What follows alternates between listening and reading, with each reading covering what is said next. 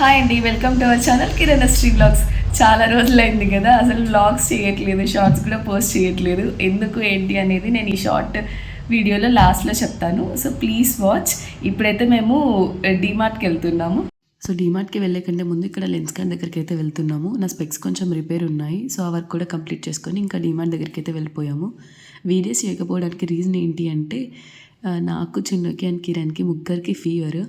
ఇంట్లో ఒక్కళ్ళకి ఫీవర్ వస్తేనే ఏదోలా ఉంటుంది, అలాంటిది మా ముగ్గురికి ఫీవర్ వచ్చింది. నాకైతే ఒక 2 డేస్లో సెట్ అయిపోయింది, బట్ కిరణ్కి అండ్ చిన్నుకి మాత్రం ఒక 1 వీక్ పాటు ఉండింది ఫీవర్.